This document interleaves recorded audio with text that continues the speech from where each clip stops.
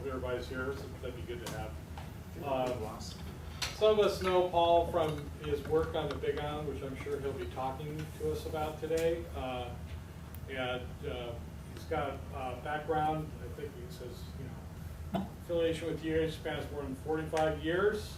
Received his BS, highest honors in biology, MS and PhD in oceanography from right here at University of Hawaii. Graduate of University of Hawaii Business Management Program, I don't know, is that right? Michigan Program for Strategic Management Technology. I will note some other keynote points, like formerly Senior Vice President and Co-Chief Executive Officer of the Oceanic Institute, which I have always confused with Ocean It. I just found out and was sternly corrected. And so if you make that mistake, be aware of it.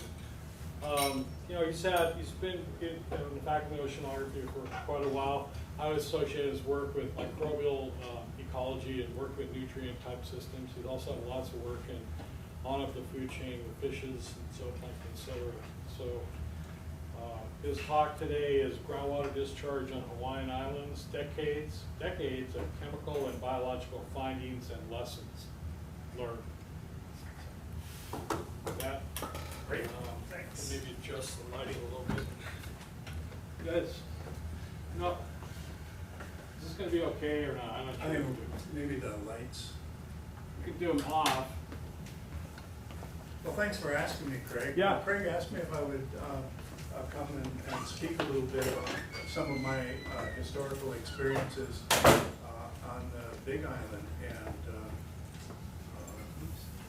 always ready to support the SOLAS community. During the talk, if any questions that come up, just stop, raise hand, ask questions, and let's keep it real informal.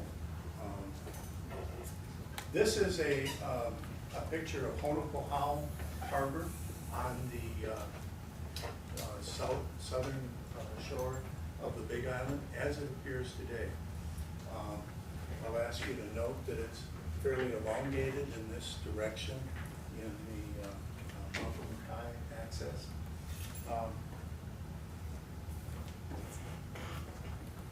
It didn't have to be that way, but it's certainly the best way to have it. This harbor, this is a Google map of the same area.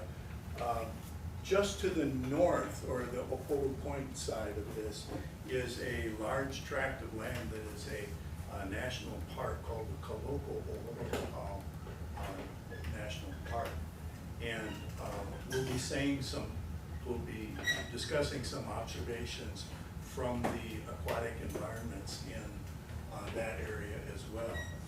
But that did not exist when the things I'm going to talk about next were in progress. This is an aerial infrared view, which is very poorly visible. This is a Kailua Kona, which up until the construction of Honokohau was pretty much the landing location on the southern shore. And in 1960, that's damn near 60 years ago, they took some aerial infrared views of this and documented the groundwater discharge along the shore. And now these days, guys like Craig with much better toys give you 3D images of much of this dynamics, but it was pretty much the same information, that there's a whole hell of a lot of it coming out along the shore there, a couple million gallons per mile of shoreline. And in particular, this one area, and again, this shows some of the limitations of this technology, since you couldn't see it very well. The folks who were looking at it with care under special conditions would draw in, here's where you should be looking to see what I want you to see, as opposed to, Brother Craig, if you can't see it, then you don't know how to read a coloring book. So this is the Honokohau area was an area of prolific discharge. It was several million gallons a day from this particular area. And it was there that they decided to have a boat harbor and boat launching ramp. So, Paul, do you think that they used, that was one reason they picked the spot? absolutely, Because of the flow? absolutely, absolutely. Now, the excavation happened, this is 1970 now, so back. The excavation happened without breaking through to the coastline to avoid the perennial discharge of sediments and construction debris into the coastal waters over a prolonged period of time. They did all the construction before there was any outlet to the ocean. And as that was taking place, they had some they had some ideas of where they might want to expand, and that was that blue area. This, unfortunately, over the years, this photograph has paled considerably. This is blue. This is absolutely pea green. So before they cracked the line to the shore, the water in there, which had ample nutrients, ample sunlight, really became a great place to do something like raise oysters. So there's several things I'd like you to take a look at in this area. First of all, this is just at the point of breaking through to the ocean, and you can see the plume now that is going out along the ocean, and that lasted for a couple of days, maybe a week or 10 days, and then it was stopped. The second thing is you'll note that the plan then was to make an expansion in this direction, that they said, when we decide to expand this boat harbor, this is the direction we'll take. And the other thing I want to draw your attention to is this configuration here, because this is, for want of a better term, the flux capacitor for this boat harbor. This makes it work. Do you know what a seiche is? If you sit in a bathtub and you go up and down just right, you can get the water to slosh over the sides. Now that's great fun if you're 5, but if you've got vessels that are moored, you really don't want seiches in embayments such as this. And what this configuration does is it absorbs the energy of one of the prominent forces, physical forces that would otherwise make this boat harbor rather risky and unpleasant. So, this shows a sampling that we did, I think this was 1975. We were looking at the harbor as it ended up being configured. And we took transects across what is the outer basin and the inner basin, and I'm going to draw particularly your attention to this transect AA prime, which goes from Malka to Mackay. And you'll see there are a number of different station locations for temperature, salinity, nutrients, vertical profiling, et cetera, et cetera. And these round dots represent areas of conspicuous freshwater, groundwater input to the basin, and the triangles are especially high areas of groundwater input into the rear of the basin. So far, so good? Okay. If we looked at the primary productivity, and you see, again, over a very, very shallow depth, we see there's very little primary productivity or phytoplankton biomass in the upper layer, but that it peaks strongly down in 3.5 meters, as does the phytoplankton biomass and the productivity index, which is basically a way of saying, yeah, here's how much work's getting done, here's how many organisms are doing the work, and here's a representation of how hard each organism is able to work.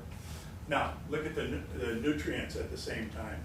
Over a 1.5 meter depth, the nutrients go from 20 micromolar down to essentially negligible levels. So all the nutrients are up and top. Similarly so for nitrate and phosphate, which are the two nutrients that are present in the groundwater. Ammonia is not present to any degree in the groundwater, and so it just shows pretty much nothing nothing at very low levels. So no vertical distribution and very low levels. How high is that primary productivity relative to the oligotrophic ocean versus an upwelling system? Higher than an oligotrophic ocean, much lower than an upwelling system. It was not a productive system. It was an oligotrophic system in a high nutrient, high irradiant system. You know, the classic contradiction. That's what drew my attention as a microbial ecologist. Okay, now this is that A prime transect that we were talking about. This goes, or this is the view, and this is goes across the inner basin, the outer basin. This is the one in particular. If we look at the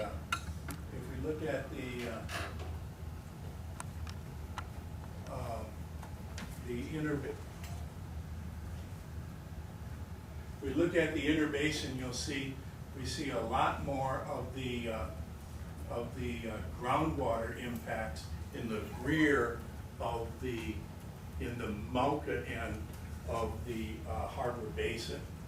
Now, here's the physics behind it. This harbor has an outflow under both high and low tide.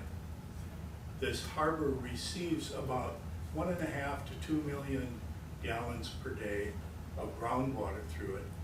The residence time is about 12 hours, and it's about 6 to 10 times higher than, the flushing rate is about 6 to 10 times higher than what it would be if there was not a groundwater input.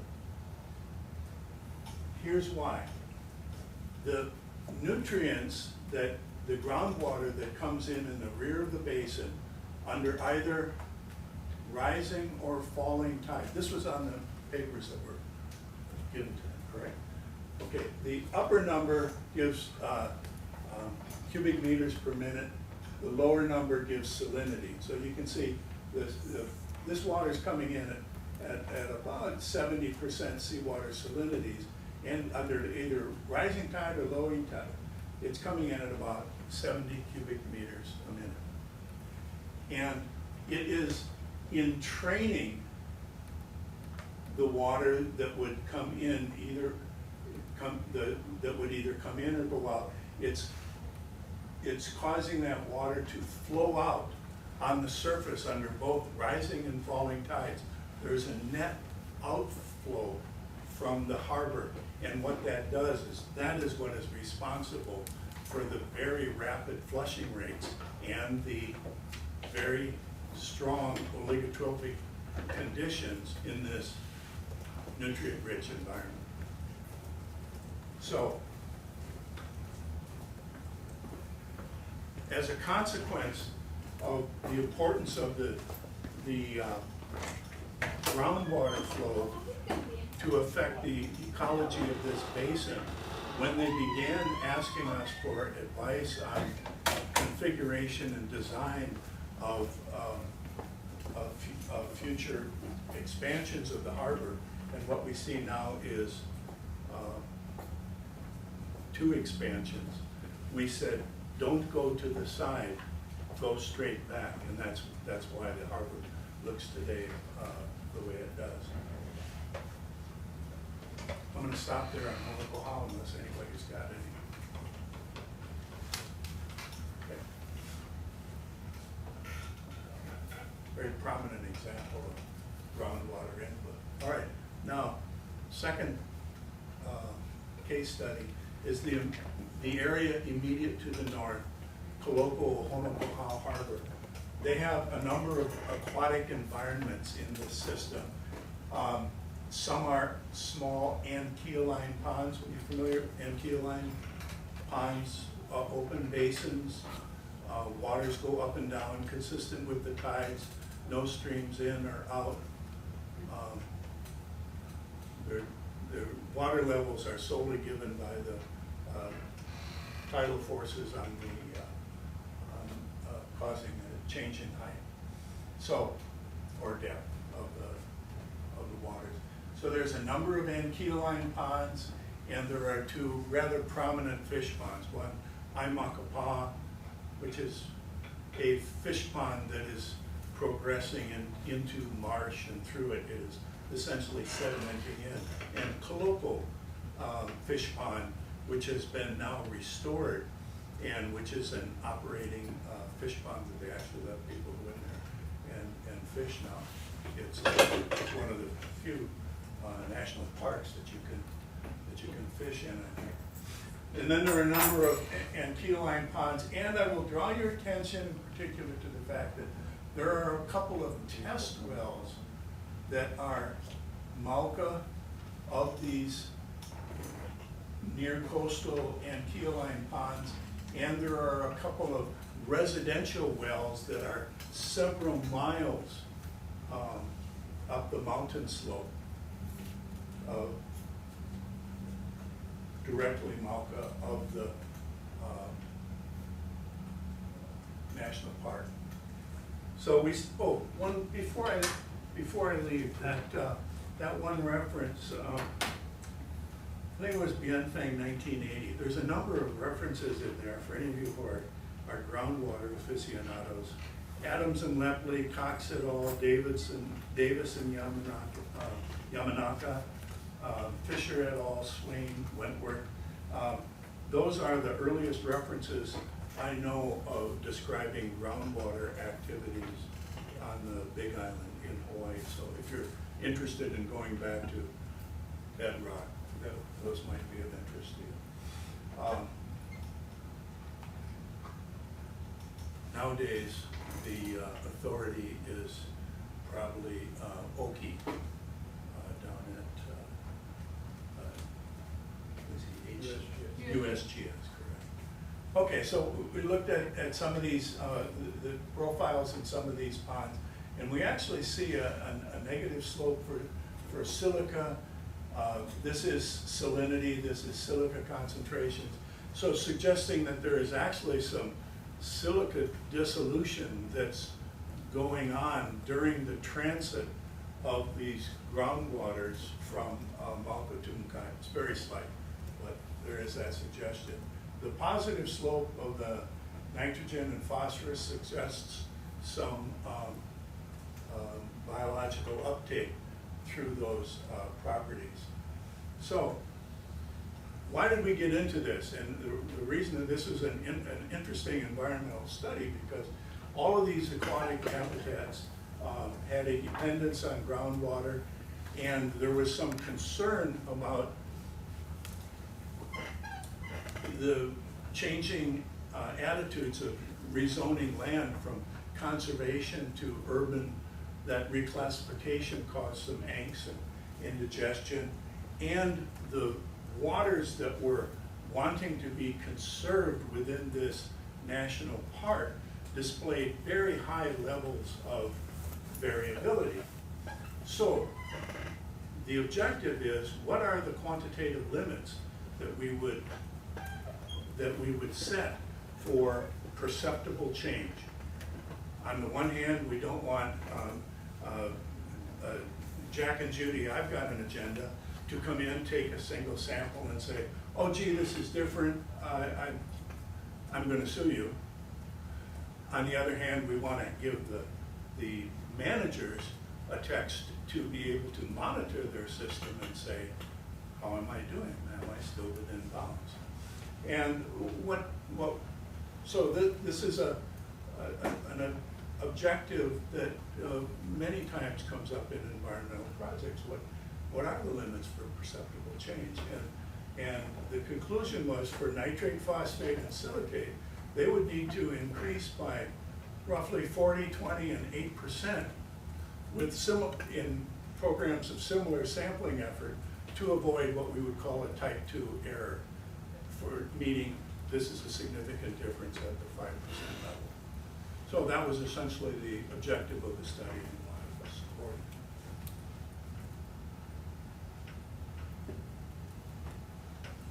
You know, some of those,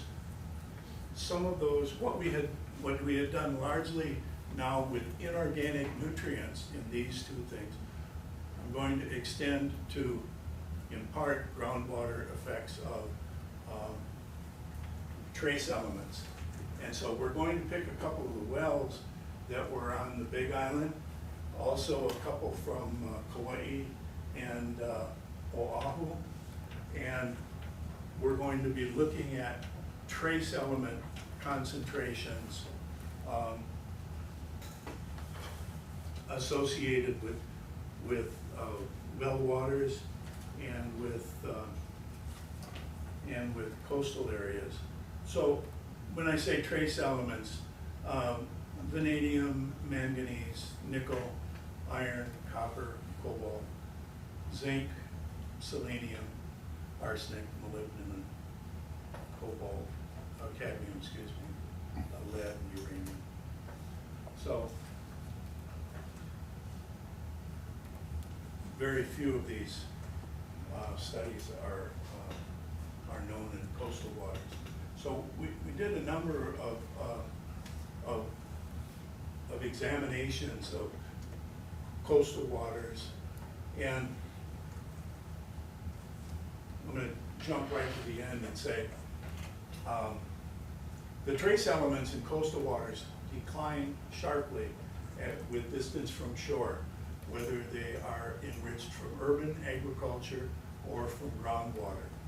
And this illustrates the importance of the physical forces, and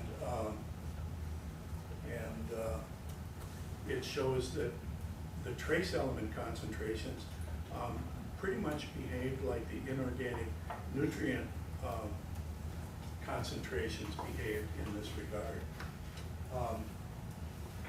I think the take home here, the second thing is that the trace element concentrations in well waters from these islands of different age, wells of different depth, Hilo side of the island of Hawaii Island, Kona side of Hawaii Island, Campbell Estate, all these different waters.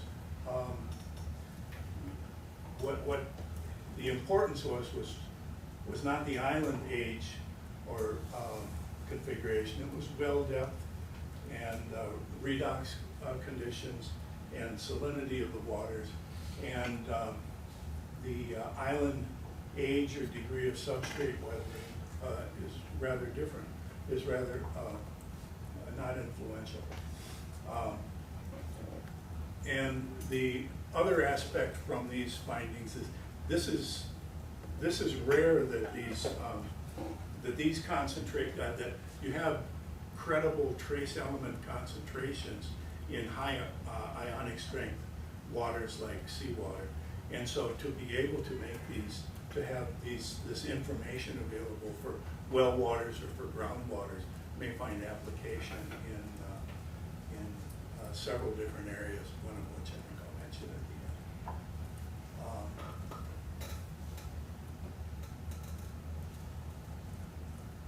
So I'll stop there on trace element concentrations before I move on.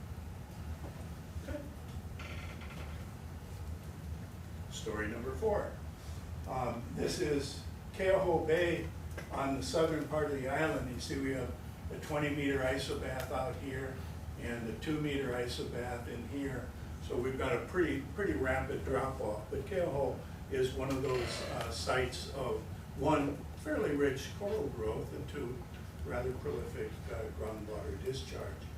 And if we look at the salinity profiles, and again, our vertical gradient here, this is a meter. So things are happening pretty fast. All of the action, all of the elevated nutrient concentrations is happening above a meter and declining to essentially very low concentrations after that. And this is for all the oxidized inorganic nutrients. And pretty much straight line with salinity, suggesting that there's just physical processes that are underlying their change in concentration with depths from shore or degree of mixing. So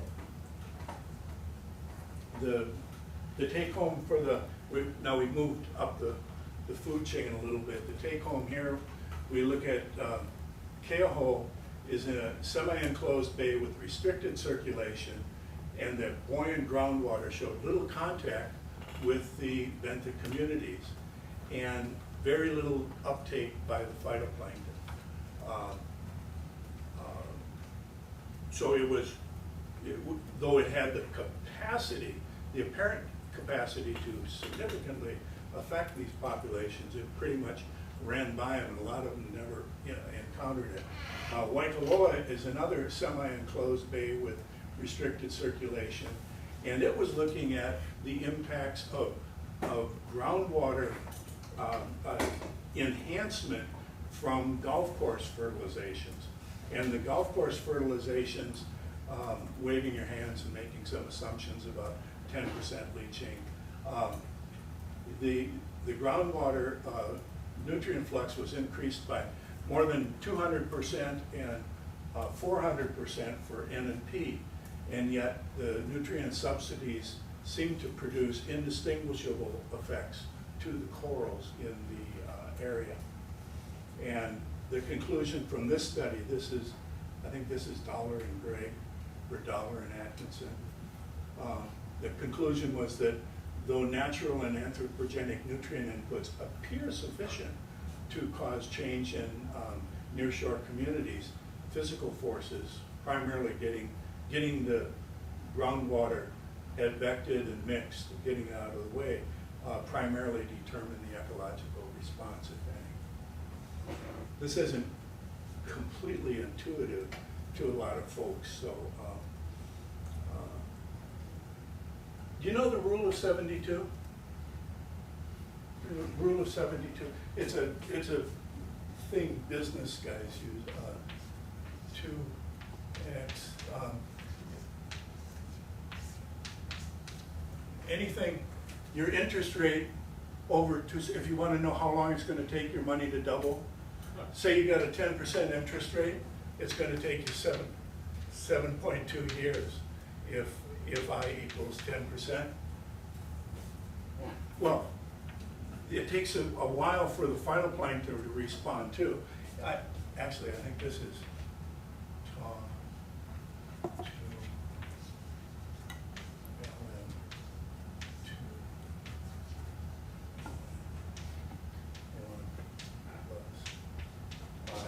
That's why that works. But anyway, the business guys use a rule of 22. Say, how long is it going to take something to happen, like my money to double, for example? And how long is it going to take for the population that's there to show a change? For the planktonic population, the nutrients are running by very fast, and because they're suspended there, planktonic, they're out of there at the same time with the nutrients and being dispersed and taken down to lower levels. So now we move to a different area. We're going to look at, what is this, Oluoloa, who we got here?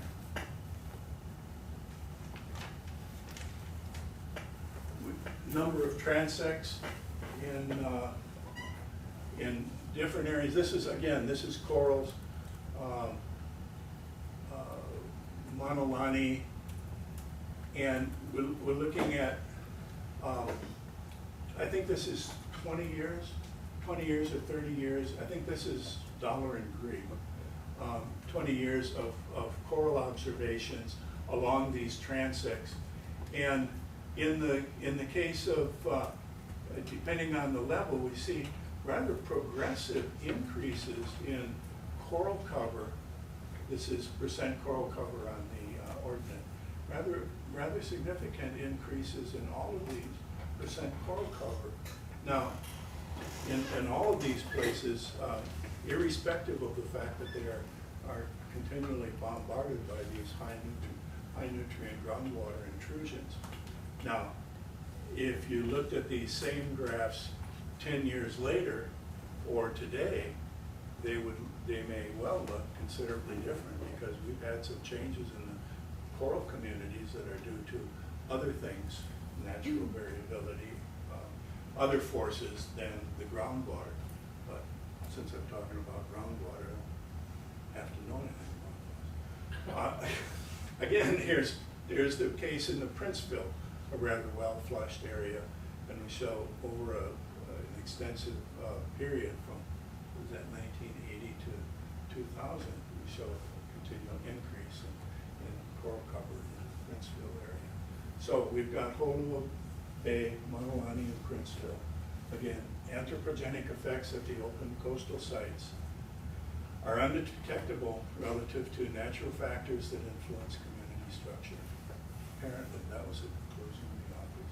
And embayments with restricted circulation are most sensitive and should receive prioritized management attention. You've got only a few dollars to spend.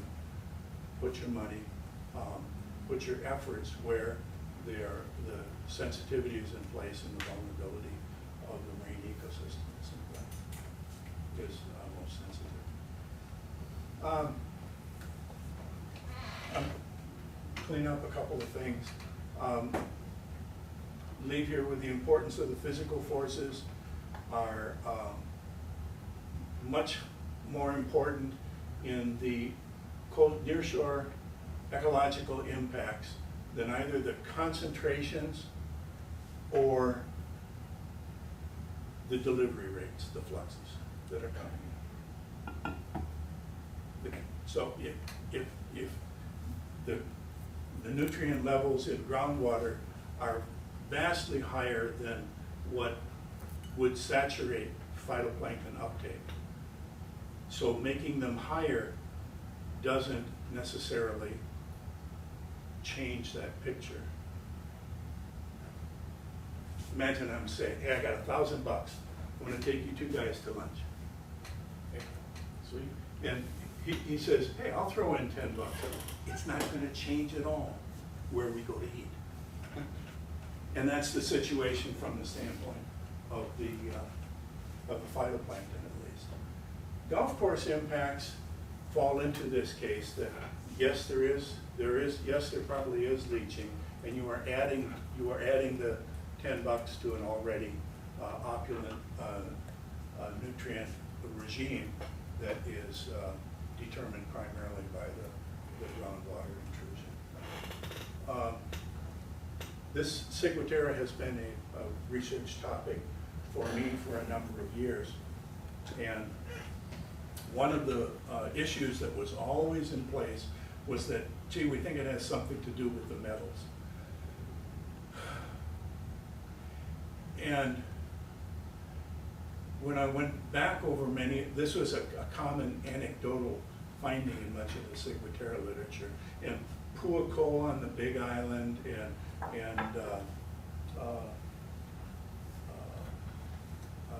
Kailua, Kona, Kailua Bay, they were known from time to time to be hot spots, as there are a couple other hot spots in the island.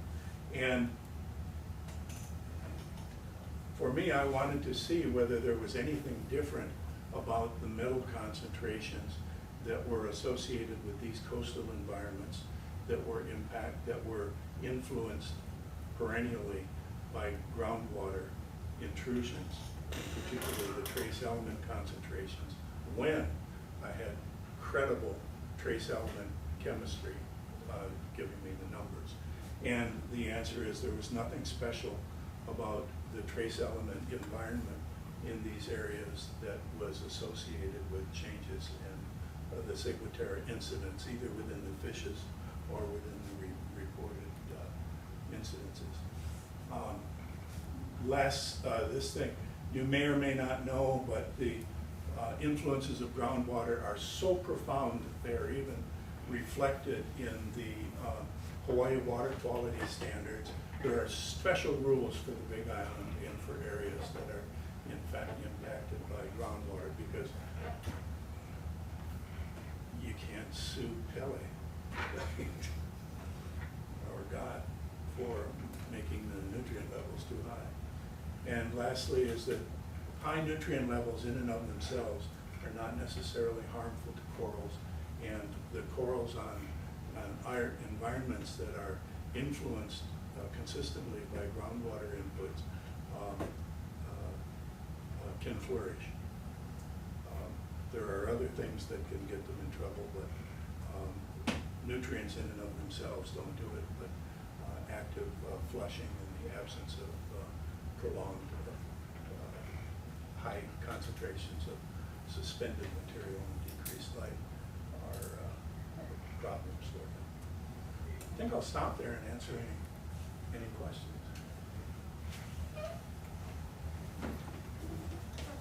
Five stories from the Big Island. So the design of Ho'ohau was constantly changed so that the harbor would constantly have a better flushing rate? Yes, that's correct. Just to keep it clean and pristine looking, or what was the main goal behind Yeah, it? primarily, they thought they have a lot less problems with the folks in the gray suits coming in if the water were clear.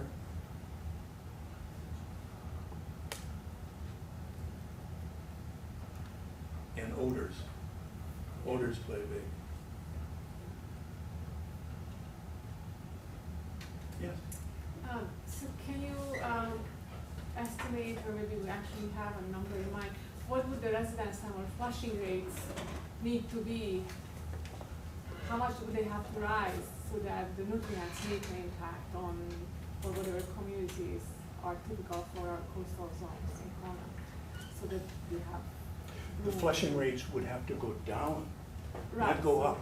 Right, so yes, so residence time. Yeah. Yes, so what would, I would say 100 times less, something like that. okay, Right now. And there was in the evening and morning or the second day. so 100 times, that's. No, I'm just, that's a way. Mhm. Right now, what's going on in there, as I said, it was 7 to 10 times, and it was very clear. So I would think if you went, probably, I would say 10 to 20 times in the other direction, not from the 10 times up. Yeah, 10 to 20 times certainly in that direction. I think you'd begin to have very high phytoplankton blooms to the extent that the penetration of light would affect all of the organisms living along the side as well in the bottom communities. The other two parts of this study, Jim Maragos and E. Allison Kay and Richard Brock did the corals, echinoderms, and fishes in this lagoon. And I think 10 years later, the Army Corps of Engineers asked us all to come back in and look at it again.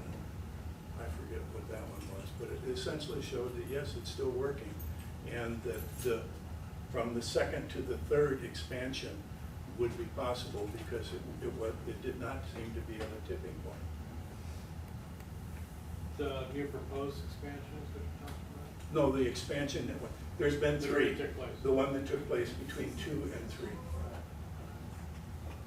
So getting back to that residence time, we've always assumed that, I would assume that basically the flow rate is so high that you can't get a standing stock of phytoplankton to sit there, and it just gets flushed out. Yeah, because Henry ended up- the turnover time is just, I mean, phytoplankton are going to, There may be a distance outward where, what did we have there? We were talking about 0.2. I mean, we run into 0.2 in open coastal milligrams of chlorophyll per liter, excuse me. we run into that in coastal, I mean, Kaneohe Bay, we bump into something 5 times that. So then there was this other expansion project that was planned to build the harbor, expand it horizontal, parallel to the shore. You want to talk about that? Or?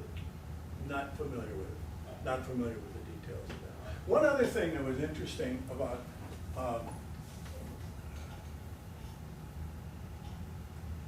someplace way up here, over this is 1970, so someplace up in here, somebody put in a big wastewater treatment plant to run a lot of the urban sewage in the area.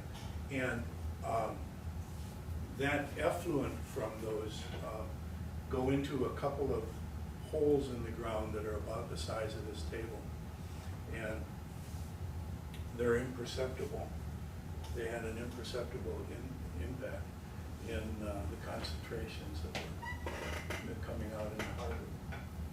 It actually has a higher, we looked at that, it had a higher phosphate concentration. The nitrogen was surprisingly low. They could reduce stuff.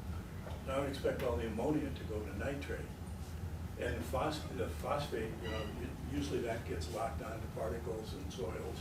I know, And things like but when that. you measure the phosphate concentration in the harbor, it's way high. Yeah. Bienfang just put out a report on it, tracing the wastewater. Chip Hunt just. Bienfang, USGS. Chip Hunt at the USGS. He's retired now, but he had this. What kind of phosphate concentrations did he come in? There's some really, really high, like above like 20 micromolar in groundwater discharge. Yeeks. Yeah, it's not regular, it cycles with like tidal forcing and how much wastewater is coming out. There's also been a lot of sampling in wells between the wastewater discharge pit and the harbor. It's just astronomical amounts of nutrients. And it clearly goes into the harbor, but it's so well diluted and the harbor's so well flushed that it probably doesn't. The other interesting thing is that the groundwater that was coming into the water, the enthalpy was 15. I mean, it was essentially deep ocean water. So it was, everything was perfect for phytoplankton. A lot of it literally probably is deep ocean water because it recirculates underneath the aquifer. That's why it's so cold. Yeah, we've looked at seawater wells on this island, and it had been out of contact with the atmosphere for 100 years.